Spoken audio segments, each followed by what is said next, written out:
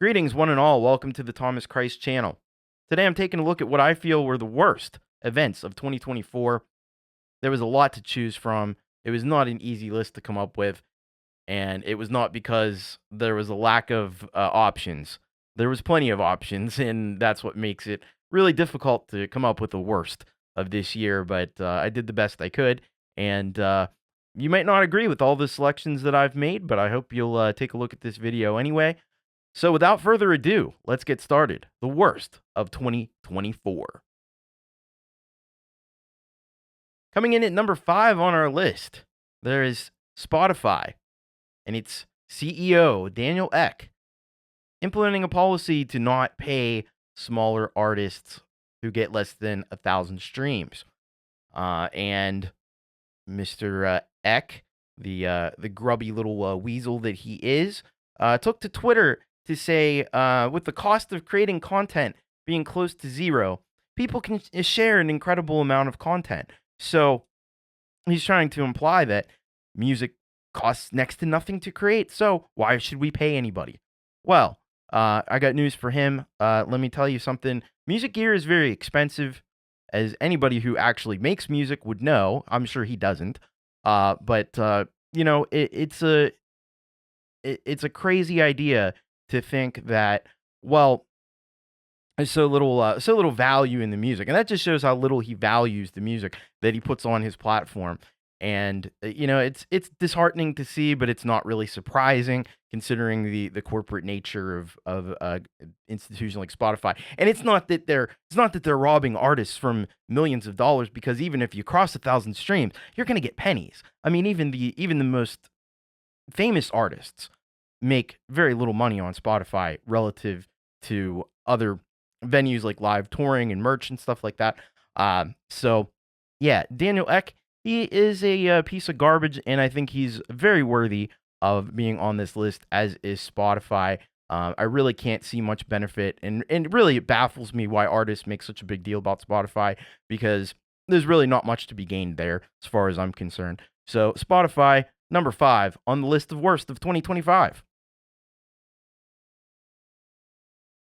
Coming in at number 4 on the list, this one's painful for me, actually. It's the fall of TYT and the rightward shift from the main hosts of TYT, Cenk and Anna. Because I will say right off the bat, there are great people who are still involved with TYT Network, such as John Idarola, J.R. Jackson, Francesca Fiorentini, Jordan Uhl. There's a lot of great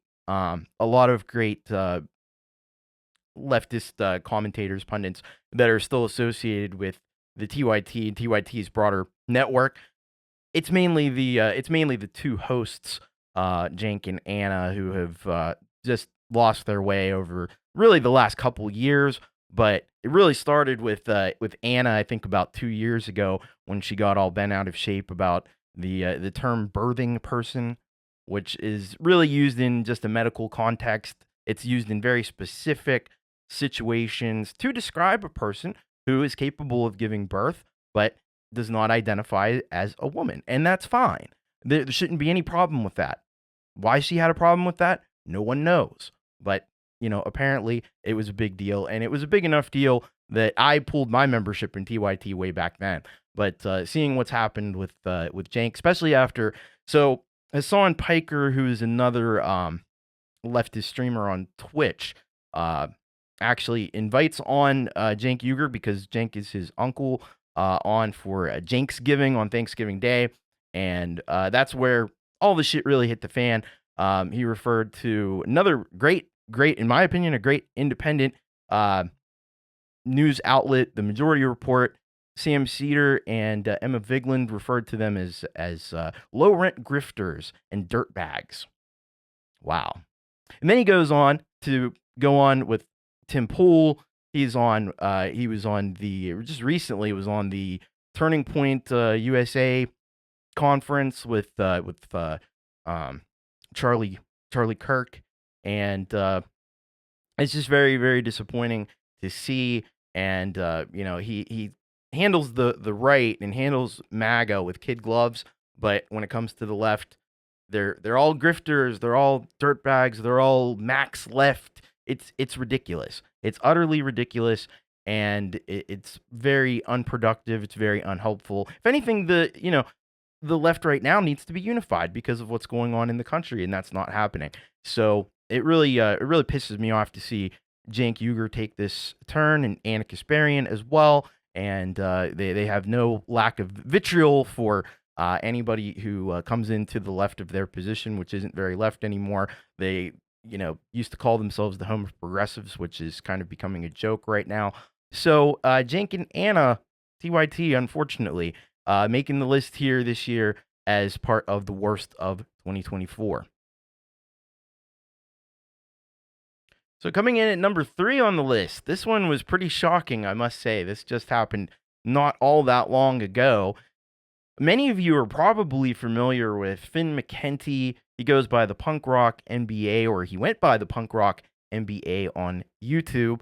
As of late, past 3-4 months or so, he hasn't been releasing any videos. And then just a few weeks ago, he found his way onto a podcast, metalcore influencer named Jesse Lee.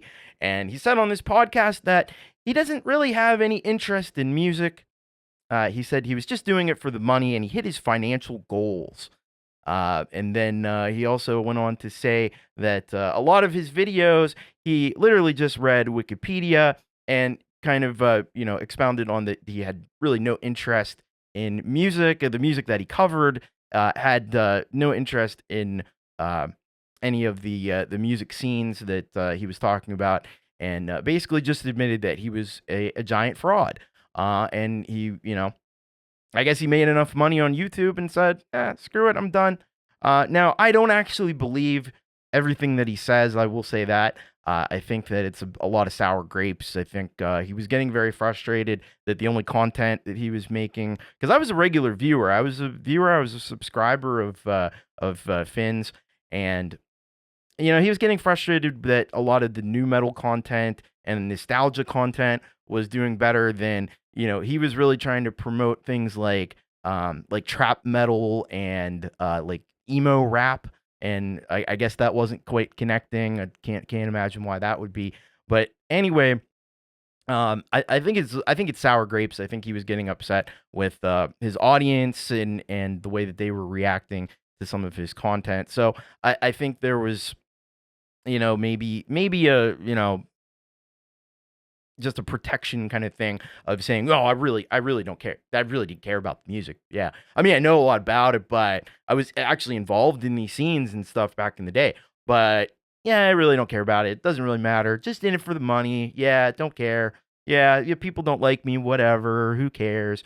So, but you know what? Whatever his motivations were and are, it was sad to see, and I did enjoy a lot of his content. It was interesting. It was fun to look back on a lot of these bands that I grew up on and stuff. And I know sometimes it can be a pain to only cover the past and to keep rehashing the same things over and over again. But I do think that it's a shame that he chose to go down this route. And he had a pretty good channel going. And but I guess good for him. He made his money or whatever, but I do think it's a shame, and that's why he's on the list worst of 2024 at number 3. Coming in at number 2 on the list, and it is appropriate that it's number 2 because you know what? It stinks. That would be the rise of AI music, in particular Suno and Udio, or as I like to call them together, Sudio, because why not? It's kind of a joke that this stuff has become as popular as it is, but you can kind of see why. I mean, you type in something and you get music that sounds like vaguely like something out of it. But the whole thing is it's hurting creators for sure. It's going to become a bigger problem. It's becoming a problem with YouTube copyrights and stuff. There's a lot of issues there. But the biggest thing is just not knowing, not being able to be confident about authenticity anymore. And as somebody who plays people's music on a show, you rock. It's frustrating to me that I have to second guess everything, and I have to think, well, is this somebody's actual music that they created in a fairly conventional way, or is this just an AI prompt? And it's usually pretty easy to tell these things, but the fact that I have to make that determination, the fact that we have to wonder that about everything that we hear, is it real? Is it actually real, or is it just some BS from AI? That's the frustration of it. So AI music, I have to say resoundingly, it deserves its spot on the list. Now, what will happen with AI music in the future, we don't know. There's a lot of issues because it's really just skimming music that already exists out there and using that as a basis for what it creates. And if you know anything about AI creation, whether it's art, music, whatever, you know that if you put in something that it can't easily reference, it gets very confused and it doesn't know what to do. That's because it's just taking from stuff that's already there. So if there's not something already there that it can reference, it's like it doesn't know what the hell to do. So that's another problem with this AI stuff, is that it's really not generating anything new. It's not generating anything that we haven't heard before. Now there are fun uses for it. Sure, people make these silly, ridiculous songs that you probably wouldn't waste your time actually recording and stuff. But other than that, I'm hard pressed to find a positive. And AI music, whether we like it or not, and I'm definitely in the not camp. It's going to be with us, and we're going to have to figure this whole thing out and how to deal with it fairly, how to make sure that artists are still getting their due, and how to make sure that you at least have the opportunity to opt out of it as a creator. So AI music, definitely deserving its spot on the list as number 2 in the worst of 2024. And topping our list at number 1. Yes, everybody's favorite topic, I'm sure. Election 2024. Ugh. Ugh. Just saying it inflicts so much pain and brings back all the wonderful memories of election season 2024. Man, we have to start it off going all the way back to like 2023, when was Joe Biden going to run again? Is he too old? He was showing a lot of signs of slowing down mentally and physically, but he insisted on continuing, and we watched that whole horror show unfold, not really allowing for any kind of substantive primary to happen where other younger candidates could throw ideas out there and throw themselves out there and see if they maybe would have a better chance to win. So then we go into June of 2024. Biden has this disastrous debate performance against Trump, and he really looked done in that one. But he continued after that, reaffirming in the famous quote of his, "I'm staying in the race. I'm staying in the race." Well, that didn't really end up lasting too long. First, we had the RNC, that whole circus that it was, with Hulk Hogan ripping his shirt off, and Kid Rock doing whatever he considers to be music these days. It was an absolute fiasco there. And then all of a sudden, lo and behold, no longer is Biden the candidate now. It is going to the only person it could really go to at the time, which was Kamala Harris, who was the vice president, and is the vice president at the moment. So that happened, and that gave you a little bit of hope. You thought, well, maybe that might work out well. She picked Tim Walz, who was awesome governor of Minnesota. He seemed really cool. And went into the second debate where Kamala crushed Trump. Actually, it was really a reversal of the debate that happened in June, and made him look kind of silly and old. And the campaign rhetoric got uglier and uglier. Kamala, for whatever reason, moved to the right because she thought she was going to get disaffected Trump voters, which didn't really pan out. allied herself with Liz and Dick Cheney because that makes sense. Anybody that came on was frozen in time from 2004, who came back and saw what was happening in October, probably would have been very confused.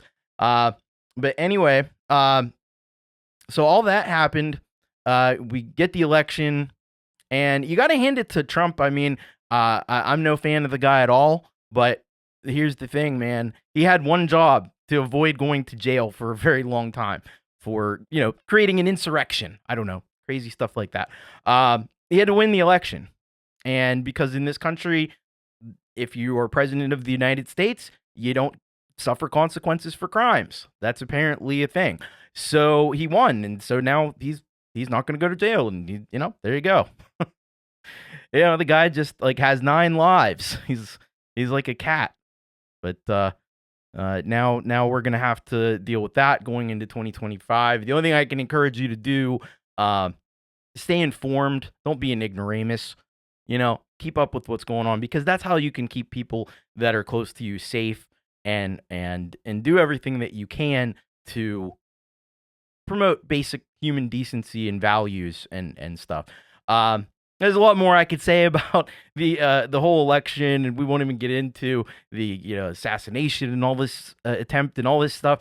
There's a lot of things that happened there, and a lot of reasons, and a lot of pain that people are feeling that they want something done. And there was a reality that no matter who wins, we lose, because they're not going to do anything for us. They're not going to do anything for us.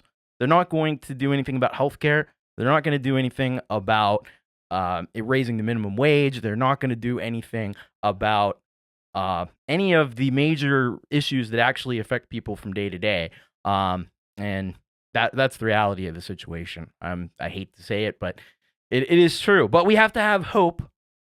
We have to have hope that somehow things will work out, and somehow things will be okay. And that's that's all we can really do. But we can't completely lose hope or become despondent or become detached or say, I don't care about it. I don't want to hear about any more of it. I understand the fatigue, but now is the most important time to be vigilant. And there's a lot of great places to do that. I mentioned the Majority Report earlier. Despite what Cenk may say, it's a great place to get your news.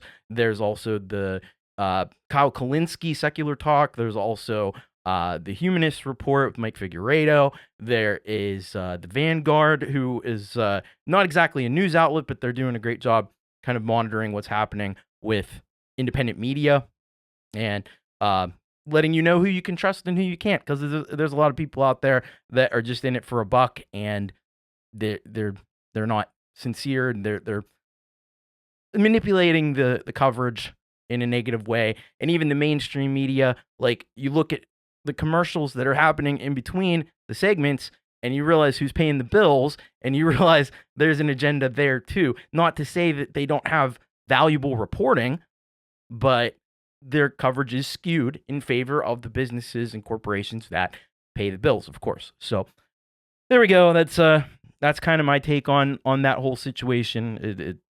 A mess, but that was part of 2024, and that's why it's the worst of 2024. I think no matter what side of the spectrum you fall on, you probably agree with that in some way, shape, or form. Anyway, thank you so much for watching. Really appreciate it. Be sure to hit the like button and the subscribe button if you enjoyed this content. And we're not leaving without hope, because I'm going to be doing another video that will be the best of 2024. That was a little harder to come up with, but I think I've got some things that at least we can hang our hat on and say, it wasn't all doom and gloom. There were some bright spots, so to speak. And I thank you again for watching the show. Much love. Take care. Keep rocking in 2025. And you're going to be seeing some videos or playlists that will pop up on the screen, and you might find those interesting. You might want to check those out. If you do, I'd really appreciate it. Thank you all so very much, and take care. Bye-bye.